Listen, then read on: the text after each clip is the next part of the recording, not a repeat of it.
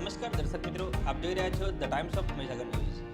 નજર કરીએ આજના મુખ્ય સમાચાર પર। Sport authority of Gujarat Gandhinagar જિલ્લા રમતગમત અધિકારી પંચમહાલ દ્વારા આયોજિત SGFI શાળાકીય રમોત્સવ મોરવા હડપ તાલુકા કક્ષાની એથ્લેટિક્સ સ્પર્ધા શ્રી મહાત્મા ગાંધી વિદ્યાલય વંદેલી ખાતે યોજાઈ।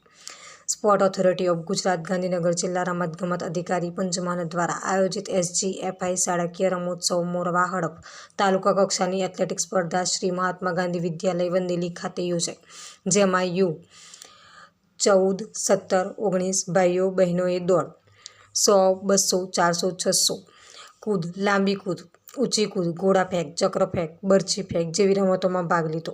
સમગ્ર કાર્યક્રમનું સંચાલન શ્રી મહાત્મા ગાંધી વિદ્યાલય વંદેલીના આચાર્યશ્રી અને SGFI તાલુકા કક્ષાના કન્વીનર દ્વારા થયું।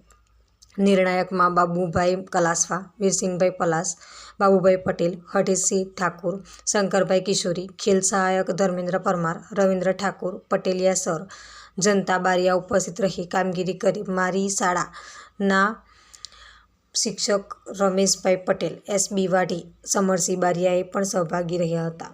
વિસ્તારના પડે પરના સમાચાર જોવા માટે અમારી channel the times of Mahisagar ન્યૂઝને લાઇક, શેર અને સબસ્ક્રાઇબ કરો।